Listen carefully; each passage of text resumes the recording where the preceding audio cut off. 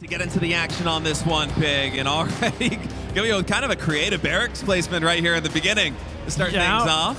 I want my add-ons to be really safe, I guess, as well as potentially hide whatever ends up on these add-ons later on, right? Like, I assume this leads into either the factory or a triple depot wall off. And then basically saying the adepts will not be able to see what I'm doing. Am I swapping the factory on the reactor? Am I doing this or doing that? GuMiho always looking for those little adjustments in the early game. I think the other thing to really keep your eye on as this game goes on is GuMiho doesn't like ghosts as much as normal Terran players. He'll build them sometimes, but he's very often playing like a mass marine marauder style, where he just has so many basic infantry units and medevacs, and he looks to swarm over, and he'll aim for faster upgrades than Terran normally does, way more bio, way more like, I'm just going to drop half my army in your main, the other half is going to attack your third. But he will very happily delay things like Ghost, delay Viking tech, if he thinks that's going to give him an advantage. Absolutely, and I love this early scout coming in from Creator. It's just being a little bit annoying there for GuMiho, forcing the command center to be placed a little bit away from where GuMiho would love for it to be.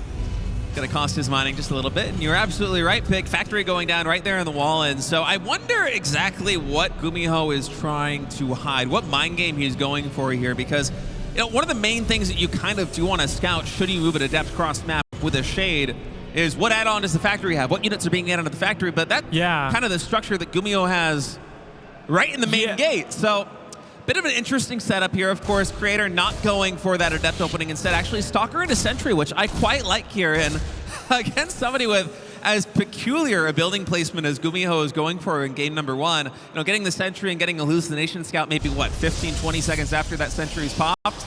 Very nice start. It's the ultimate of conservative approaches, isn't it, Ryan? It's actually just like, I will be safe, I will be very, very careful, and against Marauder Hellion, that makes sense. This is what GuMiho was trying to hide. He loves doing this sort of stuff. He is known for actually a 4 Marauder drop. So this is an old school build he used to do where he would drop 4 Marauders. He can snipe down tech, kill Stalkers really quickly once they get tagged by concussive. And the Hellions can run in the natural at the same time and just start roasting probes. And the thing is, if you're like, oh, I've got 4 Stalkers and a Sentry, I'm really safe. Yeah, against 8 Marines in a medevac, maybe. But 4 Marauders come out of a medevac, it's a different story. Yeah, 4 Marauders kill a Stalker and basically a heartbeat. Even with a shield battery, it can be tough to hold on unless you have battery overcharge available. So we'll see. As for Creator back at home, he's going for double gateway, a little bit delayed. Okay, the Phoenix did spot the Marauder. GuMiho at the last second tried to pull that one away so as not to reveal the game plan. But Creator, should he be paying attention, should have a very good idea of what's coming. But it's scary because the shield batteries, they're only just now starting, Pig. And those 2 gateways, they're coming in later than if Creator had kind of staggered it and gone for a second gateway early and then a later third, but he's going to go for the full wall. Wow, that's so safe. That is just so smart here, saying, look, I know you're going to try to run in anything to buy me a few seconds of extra time. That battery, this buys it time to finish. Now, he could focus the pylon down potentially, but look at that. The Sentry tanks a little bit, the battery kicks in, and GuMiho is wise to back off. Yeah, he committed a lot, but he hasn't thrown his units away, and that's the important thing. GuMiho can chill for a little bit, still look for value, deny a third base for a while. The thing GuMiho has to be wary of is when that blink kicks in, you warp in 2 more rounds of Stalkers, there's 10 Blink Stalkers out. Suddenly, GuMiho needs to be home. He cannot be caught on the wrong side of the map once Blink finishes. He's only got maybe 30 seconds to play with, and he's going to go for a drop here in the main base. And as the observer's pointing out, there's a little bit of a shadow over here on the left side. Creator. Oh, that pylon just finishes. The +1 vision range is in effect. Creator now coming in. Blink nearly done, but this might be enough Stalkers just to hold on. Hellions going for the mineral line, going to try and kill as many probes as possible. Already 5 going down. The Stalkers actually vying to go for the medevac, but that might be a mistake. Look at the Marauders just shelling them down. Wow, he's actually killing so many Stalkers with those Marauders. Clicking on the medevac was definitely an overextension there. The Hellions got 8 probes during all this. Dude, he gets another Stalker. Medevac goes in, does try to get out. Can the Marauder and the Reaper take out that Stalker? Looks like that Stalker should just barely survive. Creator holds on, but GuMiho, even though his push was scouted, delayed, he just ferries the entire army into the main base, and Creator's going to be kicking himself for leaving that little gap in his vision. Yeah, and I think he's going to be kicking himself a little bit for the micromanagement there, too, because had he not gone for the medevac and just focused on the Marauders, and suddenly the DPS of that army drops way more rapidly than it did otherwise. You can see Creator, as soon as he defends this push, immediately throwing down the Dark Shrine. Like, all right, I need to find some way to get some counter damage in. These Stalkers coming in, picking off 1 or 2 SCVs could be a good start, but with the siege tank in position, too, I'm liking GuMiho's beginning here. Now, he doesn't know about the Dark Shrine just yet. It's halfway done. Warp Prism just completed. Will Creator be able to get some damage done? Yeah, having that third command center is always like a good bit of semi-insurance, right? Because even if you don't know what's happening, you've just got a third potential mule coming into play. Obviously, if you drop mules and those DTs walk in at the same moment, it is always sad. And especially with the DT drop, he'll be able to hit both mineral lines at once, but the Medevac's gonna see it. Oh no! This is a nightmare situation for Creator, and he didn't even notice the Warp Prism got spotted. So the stim comes through. If Creator was fast enough, either with a recall or with, unsieging the Warp Prism and putting it back into movement mode, he might have been able to save it. But for GuMiho, considering his opponent went for Blink Stalker into a DT drop, that is such a big win. Creator tries, he might try and scout that Medevac down and get the finishing kill. Not going to happen, and now the standing army here for GuMiho with nothing to hold it back, nothing to slow him down, is so scary, Pig. No splash damage. I mean, you spent your gas on Dark Templar. That delays your Robo-Bay, it delays your Storm massively. And now Creator finds himself with a few Stalkers spotting this push out. Dark Templar do walk in. Missile Turret does spot them. And the popping Siege Tank and SCVs will be able to deflect it. Nice raise on the depots. Not really losing anything just yet. Creator getting hit by a Liberator in his main base at the same time. Stalker's getting jumped on by the Stim Bio, and this is looking really rough for our Protoss player. He's only up a few workers, and there's a scary Terran army starting to make its way across this map. I don't know how Creator is going to possibly hold on against the army that GuMiho has assembled. Charge is only about halfway done, not even. So it's mostly just going to be the Stalkers, the Immortals, the Sentries trying to stop the push from breaching this third base, but just look at the army that GuMiho has mustered. He's up only 15 army supply, but it is 15 army supply of very high value units. He has +1 bio against the unupgraded army here of Creator, and Creator is really lacking any of the high impact units that can actually make a dent into this one. Now the engagement coming through. Oh, another Prism goes down there. Hallucinated Void Ray tanks a little bit of damage, but there's just nothing for Creator. He does not have the damage output to contest an army like that. Dark Templar actually gets a good few hits in there. The scan's a little late, but of course, the third base is down, and GuMiho, with a lovely Hellion Marauder ferry into the main base, takes a sneaky Game 1 victory. Yeah, that was a pretty devastating game from Creator's perspective, as GuMiho just comes in.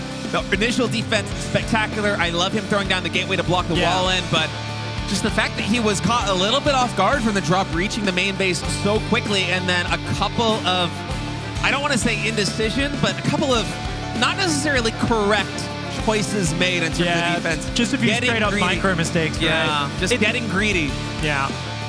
You called it really well. I think he thought the Medevac would just get killed, and he kind of looked elsewhere and microed his probes. You can see on the left side that Medevac's getting focus fight, and the Stalkers are just moving slowly past. And that's just, this is of course the icing on top of the cake, the finish off there. Really well done by GuMiho, but surprising. It's not what you really expect. A guy like Creator is going to be feeling very upset after scouting exactly what was happening, and is still happening. You're not meant to take that much damage when you scout the build. You are meant to be ready for it. He will be kicking himself, and it's going to be a test to see how well he can handle the emotional strain. We know that both of these players are rather emotional when it comes to their highs and lows. So seeing exactly how that's dealt with going into Game 2, it's going to be a test. Yeah, for Creator especially. I mean, he's one of these players that when he's playing on, when he's feeling confident, is one of the best Protoss players in the world, bar none. Yeah, I would almost always put him in my top 5. This guy is an absolute killer, especially in matchups like PvZ. But some games like that, especially when a player like Creator is going to be kind of kicking himself because he knows he should have done better. He didn't get blindsided. Those are the ones that really get under a gamer's skin. So let's see if Creator can come back and tie things up here in this best of 3. Is Creator, the Red Protoss, spawning in the top left side of Ocean Board.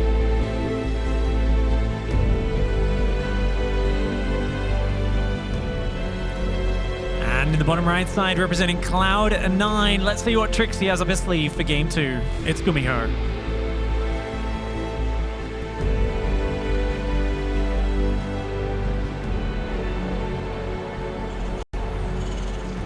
All right. I wonder if we're going to see another really crazy early early game build coming in from GuMiho, because honestly, yeah, we probably are with the double gas getting thrown down so early. I wouldn't be surprised to see some sort of harassment into like the a 2-base like tank push, maybe with bunkers as well. Definitely SDV pulls always on the table. But I think with this opening, it's just something about the range of things you can do off a double gas that Protoss has to worry about, where it feels like they're not as prepared for those quick pushes that follow it up, right? Like they're still busy dealing with that Widow Mine drop that's stuck in the back that hit them really early, or the Banshee, or the Liberator. You know, there's always like a few little pieces. So we'll see exactly what GuMiho's got in store for us, as he usually does have his own twist on the double gas. He has a lot of very interesting builds that can spawn off of this double gas opening, and already he's actually pulling a couple of guys off that Vespene Geyser. I wonder if he is playing Creator a little bit, knowing that Creator going up against an opponent like GuMiho is going to scout so early, but Creator actually never even made the run into the main base. He did not want to lose the probe. He had the chance because the supply depot was not planted, but he didn't get to confirm double gas until very late, until he actually spotted the second depot on the ramp. Doesn't know the factory is coming in, but against a player like GuMiho, I think you kind of expect the unexpected. The thing is, even that can still catch you off guard. Indeed. And he is scouting for proxies, so he's just making sure he's not surprised by anything.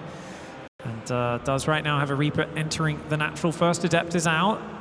Second one on the way as well. Of course, those Adepts are very cheap, efficient units, but it is indeed going to be Twilight once more. Stargate has not gone down. And Blink openings are quite solid. They give you, obviously, the maneuverability with the Stalkers, the ability to bounce around and deal with everything that comes your way. GuMiho has gone for Command Center on the expansion, and that's a little vulnerable. Like, if the Adepts had gone across the map, they almost certainly could have killed this SDV and delayed his build order.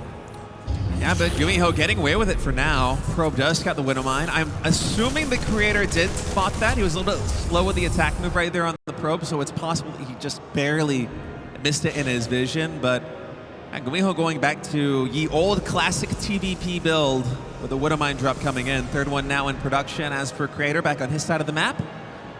Getting Blink set up, adding in a shield battery, and I wonder how many gates he's going to get up to with these Blink, because, you know, again, typically the European style, a lot of players like MaxPax kind of setting the stage in terms of going for 4-gate Blink aggression above all else, especially on a map like Oceanborn, where you can typically get a little bit more done than some of these other maps like Site Delta. And it's going to be 2 more gateways again here for Creator, kind of playing the more Korean style where you don't quite commit so hard into the gateways. Instead, faster third base or faster tech. We'll have to see what that's going to be.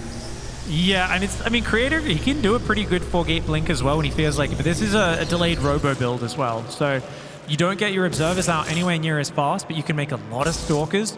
Robo now starting just before the 4-minute mark. So you can imagine the Observer scouting is incredibly late off this opening. GuMiho moving across the map. Stalker is going to spot all 3 Widow Mines and the Reaper and the Marines, so should have a good read on exactly what's coming his way. Ooh. And it will just be the 4 Widow Mines, and he's just barely skirting the vision of this Stalker, threading the needle. That's really well done. And 4 Widow Mines is a lot. Obviously, you don't want to burrow them all on one base. Often you want to try and get one in the main as well, but just the quantity. Even if you've got a bunch of units, you can focus down 1, maybe 2 of the Widow Mines before they burrow.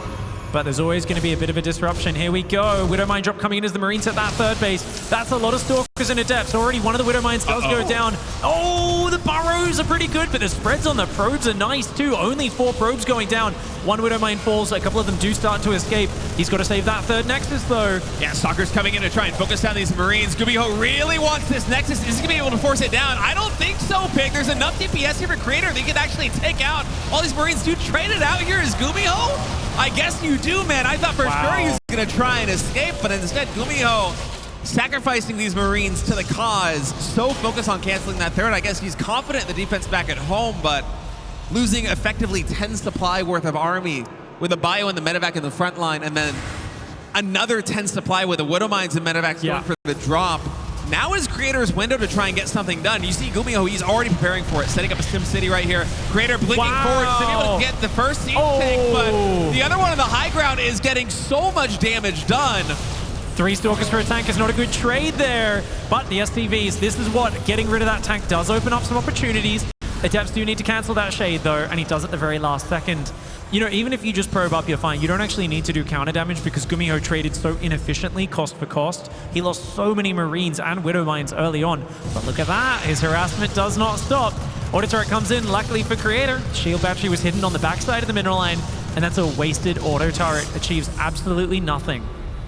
More Prism now coming in. I wonder if Creator is going to go for the throw right now here in the main base. Oh! Stalkers reaching forward. Yeah, he blinks up again, but once again taking so much damage from the siege tanks. Auto turret drops. Now it is enough Stalkers to actually focus down these Marines quite well as we have a bit of lag right there. Stalkers now blinking down. Warp Prism is able to survive as Creator calls for a pause. Yep. That was definitely, as we could see there, a little bit of lag. I don't think it affected too much. But yeah, what a wild move for Creator. That was like so many Stalkers going down, but it's kind of like when a Zerg breaks a defensive Terran position where it's like the first engagement looks so bad. Then once you get rid of the tank or two, you open up room and it's like, oh, it's unupgraded Marines against Stalkers that are just getting picked up into the Warp Prism. That's actually very effective. The tail end of the trade is, and if you can keep that tank count low, I'm still not sure if it's overall going to be worth it in this game, but what an intense moment for the players to now suddenly have to deal with a big sort of obstruction, a distraction, a moment where you have to center yourself and try to remember exactly where you were in the game, what your priorities are. You can't let yourself get frazzled in this moment.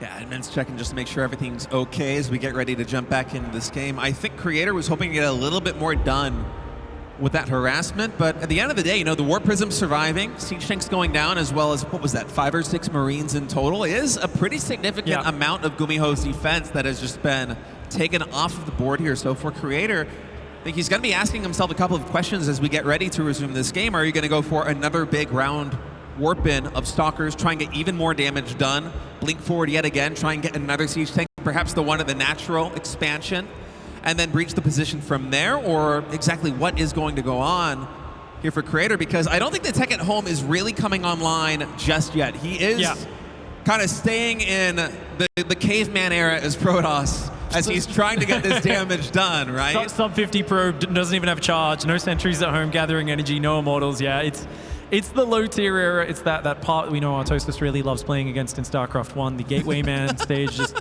oh wow, there's some Stalkers running around, you know, having a good time. It's honestly a very fun moment in the game because you can choose to lean into the blink aggression, like you said, pick up and start doing a 4 Stalker drop around the back, poking in and out. But you do want to be probing up, adding charge, the sentries and the immortals, adding the Colossus. All that stuff needs to come in the next step. And for GuMiho, it's a matter of either squeeze that third command center down in the midst of this or explode across the map with the big stim push once your first few medevacs and your stim are finished. Yeah, but on the flip side here for Creator, I mean, there is a little bit of an advantage in just continuing to warp in Stalkers and trying to whittle down the Terran army before they get the critical mass where you really don't have an opportunity to trade effectively at all. Because as the Blink Stalker player, if you can kind of keep the siege tank count and the Marine count both under control, then suddenly the threat of a push coming into your third base that sieges up and is basically unbreakable is off the table. It frees you up a lot more in the mid game, but it is a balancing act in terms of how many resources do you try to invest in this army, which potentially could finesse the defense for you before it even begins. Yeah. And how many resources do you want to commit to actually being able to absorb the impact of that attack should the Blink Stalker aggression fail? So it's such a fine line to walk. Stalkers are an incredibly expensive unit, and when they're doing that thing, they're getting in and they're getting out and they're surviving, it's like, oh, absolutely mint. And when they're all going down, it's almost 200 resources per Stalker, and we see how quickly they fall apart. So a lot of choices to be made for creators to get back into it. Now, obviously, for players, when you do have tech issues like this, you've always got, as a StarCraft player, a sort of shopping list going on in your head of your priorities, the things you want to be achieving next in the game, and you're constantly shuffling that priority, and you're going, okay, no, I got to focus on getting the blink damage. That's at the top of the list. We're going to put probing a little bit lower. It's okay if I have a few gaps in my probe. I got to be non-stop warping in Stalkers. Or there's times you're like, okay, we're rushing the Robo Bay. We're going for the tech. And trying to keep that ordered in your head is always difficult. Lots of fans down here this week, and it's been really cool as well. We don't get that many American events in the last few years, and it's really been good to get down to Atlanta, get down to Dallas as well now this year. It's leading to a good meetup for the community, and I can't wait to go say hello to everyone later on. Yeah. Everyone's excited to see all the players down here. And a nice break as well. Being in a convention center when it's raining outside, always a good way to spend this sort of weather playing video games. Yeah, it's a lot of fun. I was having a good time down in the open bracket earlier, just getting to meet all these players, a lot of them that I would see when I competed years and years and years ago, as well as fans who have come out even to Korea to see the GSL that me and Nick have met time and time again in the past. Yes. It's so great. The StarCraft community, in my opinion, the best in the world. We love you guys. It's so great seeing you, whether it be here in the United States, out in Europe, around the world. It's just such a pleasure. So I just get butterflies, thinking about it. It makes me so happy. It's cool, yeah. I mean, I always never really got to either commentate or cast that many events in America outside of BlizzCon. So getting down here is always just a treat because it's such a rare thing. It was like Austin, Montreal every now and then, but there was like only a few of those I got to go to. And now getting down out here to Dallas has been a very good way to change things up. Obviously, we are going to be having the admin sorting things out as quickly as possible, making sure if there was any sort of effect on the players, there's always the potential to resume from replay, but often you're just making sure you're double checking, is the lag completely stable on both sides? Is the issue sorted? And you don't want to be going back in half-cocked. Thankfully, it's not 2010, 2011 anymore when you'd have issues and you'd be like, oh, we can't resume from replay. We can't recover the game, Like, we're just going to restart from scratch. And one player's like, I was up 20 supply. And it would be like, you were pretty ahead, but you weren't definitely going to win. And we have no other way of, like, getting back into it. So we're just going to restart the match. And that was honestly very sad every time that happened back in the early days. I remember in the very dark ages in 2010, 2011, going to local LANs and occasionally, back in California, I grew up in Northern California. I played a lot of local LANs alongside players like Suppy, like Spanishua, like Pain User, all the folks from Northern California. It's actually very big. Patty Mac even is from Northern California. I was having a fun time talking to him. But I remember sometimes you go to these local LANs that are very local where the admin team doesn't exactly know what's going on. They're not completely with it. It's more of a passion project, Yeah. And back then, before we resume from replay, sometimes you get situations like that where, you have the game, it's pretty close, someone does have an advantage, and then the admin's like, whose score was higher in the score screen? It's like, wait a second, that's not how we can let this go. You can't choose the score in the score screen, but... Oh, it's so amazing, isn't it? I mean, it's a better era of StarCraft these days. That's so fun. I like to just run little Swiss bracket tournaments in my community sometimes, and because it's like Swiss bracket, you need each round to finish. So I actually do we put the in-game setting on. It's like, this is going to finish at 25 minutes, and if no one's won, it will automatically decide the game based on score. On score? That setting's built into StarCraft, right? You can set a time limit on your games, but no one ever uses it. Oh, that's right. I even forgot that existed. Yeah, and it never gets to it, but there's always a few people who are like, that's ridiculous, and I'm like, guys, it's a casual tournament with no prize money. Like, we can't have one guy play mech versus like SkyToss for an hour and make everyone wait. Like, it just is what it is, but it is nice to have the actual pro scene always much more organized these days and lots of precedents to follow. Did that just say 9,316 APM? I think it did. Wow. GuMiho. I always knew he was strong. I didn't know he was that strong. They did say... I don't even know if you can set the repeat rate on your keyboard high enough to be able to make that work. You've heard about the new European Zerg keyboards, right? Oh, I know. Sort of helped me set up my keyboard like this. It's not that I still use I use more of an old school keyboard. Of course, still mechanical, but it's not one of the ones where the hardware specifically is repeat rate. I watched one of Ricky's guides on YouTube about how to go into, I can't remember what the Windows settings are called. Like the registry? The registry, yeah. You go into the registry and you change the repeat rate of your keyboard to make it a little bit lower. The flags and the repeat delay and stuff like that. Yep. It's complicated, man. So StarCraft has come a long way. Well, everyone's like, that's cheating, right? And we're like, no, that's actually all tournament legal. Obviously, you can't set up macros or anything like that. You can change the repeat rate. Now, obviously, for the people who don't know, the repeat rate is essentially when you hold the key down, how often that spams out button presses, right? Yeah. So if you're holding down like the Z for Zergling, look at me being so American friendly saying Z. I'm adjusting to where we are. And yeah, you can make 1,000 Zerglings in a second, basically, if you turn that up enough, right? You can make sure it also toggles so the delay is so short. After like 1/100th of a second, bam, turns on and you just got like it automatically activating. And you don't want that on some abilities, you do on others. So the Zergs in Europe, and it's starting to spread to some of the other players, they've got hardware keyboards, like you said, where individual keys all have their own separate repeat rates. Oh, that is what you're talking about. Yeah. I actually haven't heard of that yet. There's a guy who's actually like making custom keyboards and stuff, and it's been really interesting. And I'm like, you guys have taken this too far. I wonder, you're optimizing the repeat rate on the keyboard too much, guys. Is this the keyboard that Rainer was using in GSL a couple of weeks ago? Yeah. Oh my goodness, yeah, that is cool. Yeah. I've been wanting to try it out, but I haven't made the leap just yet. It's funny because I know some people in the past are like, rapid fire should just be removed from tournaments. It's I silly. still see threads. I see them like every couple of months. There is something. And I mean, that argument's it's done and done. We're not going to be removing rapid fire anytime soon. But yeah, it is fun seeing players just try to get the most out of their hardware in every possible way. As I think we're finally getting ready to go back into this game. Yep, we're going to be resuming from replay right now. So the way it does that is obviously the players load in. They don't get to see any of the vision while it's loading in. They just have like a load screen.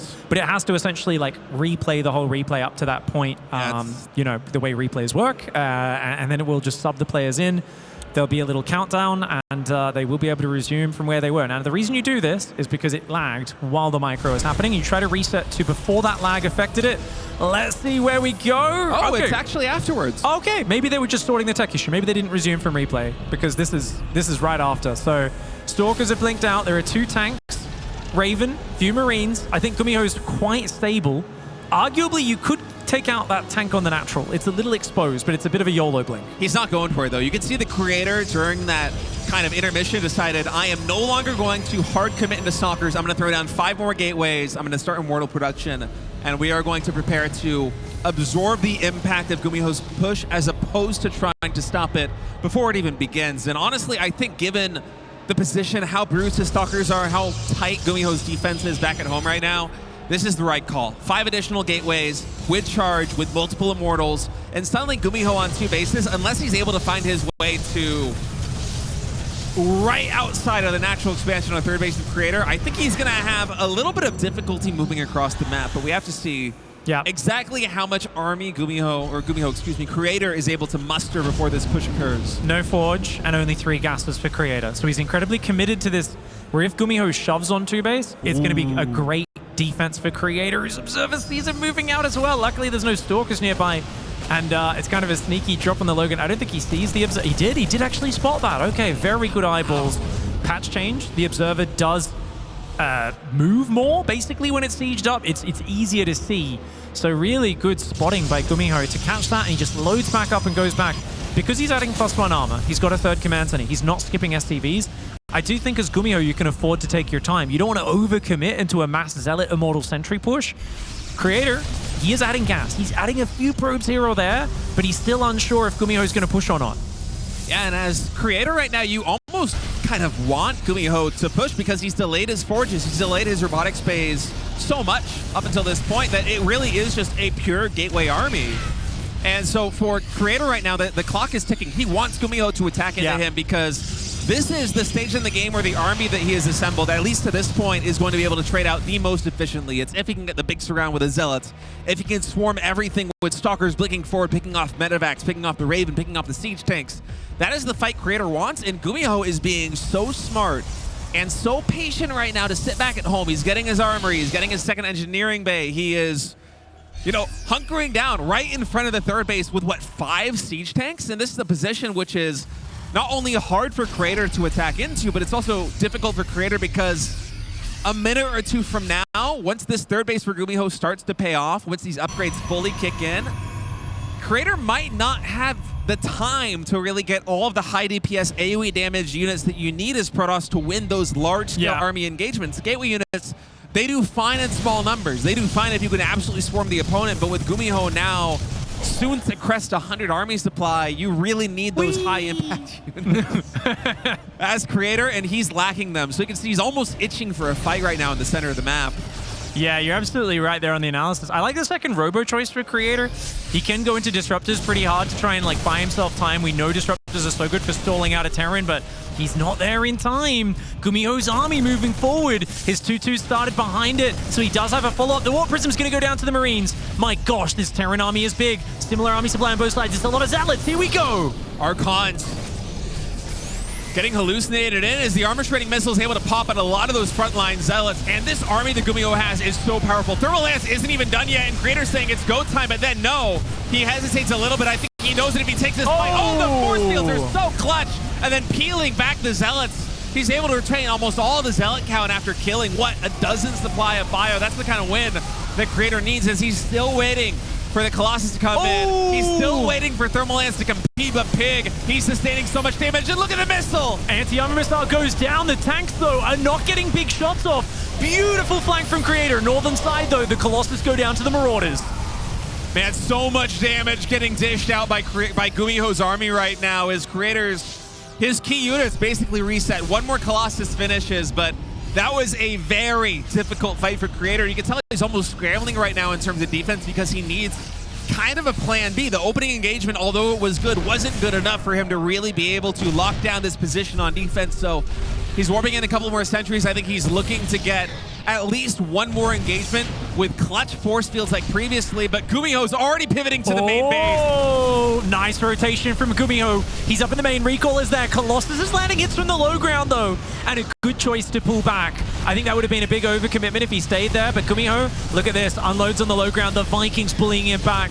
Creator is stuck between a siege tank and a hard place. It's not a fun spot to be as a Protoss player. Zealot's getting ready to flank on the right side. He's going to go for the break right now, and he should be able to overwhelm this position. Yeah, this is a great engagement right now from Creator. The one weak point in GuMiho's attack is this position. The siege tank goes down, the bio goes down, the Vikings even attack the medevac as they are not happy. They're like, guys, you got to do your job. Get in the main base. Get in there, GuMiho boys. is dropping. There isn't any recall available, but I think with these gateways and with reinforcements coming in between the natural and the third, Creator should be able to fight this back. Yeah, the bio dancing around the main, trading so well. So very well, and he picks up and saves most of the units at the last second. GuMiho doing very well on the trading. He's keeping Creator small, but if you look at the overall supply, Creator has an impressive ability to hold on. He's this player who, yeah, it looks like things are going bad, but look at the army supply. He's up 20 army supply. It's kind of a scary moment in the game for GuMiho where he's actually got to lick his wounds, wait for his 4th command center to come up. Are his upgrades better? By miles, yes. Is his tech better? Well, keep in mind, he doesn't actually have ghosts, so he can't EMP the sentries. Oh, he's got a few there. Sorry, he does actually have three ghosts in that army. Not a massive amount of EMPs, but enough. If he gets the barriers off the Immortals, knocks the energy off the sentries, that's massive. GuMiho, you got to be careful these 4 medevac drops, man, because if those stalkers catch them with one blink, and then suddenly at least 2 of those medevacs are going to go down, and GuMiho needs all the army supply he can muster in this stage. As cheeky little Zealot drop coming here into the natural expansion. Should be able to get at least a couple SCVs, I hope. Yeah. With micro, it would have been better, but instead, Creator setting his eyes here on the main base as the Warp Prison will go down to the Vikings. 3 SCVs in total going down. Honestly, not a good trade here for Creator, and the fact that he isn't even maxed yet with very little bank, this is expensive. Massive overcommitment state. You're absolutely right. Like if you're stopping a push at the same time, it's a different story. But warping in Zealots when you're actually, you've got your side of the map to yourself, when GuMiho's pulled so much home, it's about 1,000 resources down for just 6 SCVs, and that's an expensive trade, probably more than 1,000 resources. It was like 12 Zealots and a Prism, which is a massive amount of money. Your upgrades are so far behind. You're trying to make Disruptors 2 at a time. What's the play here as Creator? Honestly, I think it's you're hoping GuMiho makes a misstep and you land big Disruptors. That's not something you can really force. You just have to hang in there and wait for GuMiho to make a mistake. That's still no second for Jad. It is GuMiho ready to siege down the third base. Disruptor shot coming in, able to connect with a couple of Marauders right there. 2 more shots popping off. Find good connections, but they overlap a little bit, so it's not the best. And oh my goodness, the Stalkers on the flank getting dismantled by the bio on the front line. Oh. A little bit of a tricky engagement here. I feel bad for Creator losing the Colossus, especially with the entire mineral line getting taken out here at the third. And I think GuMiho might have just severed his head.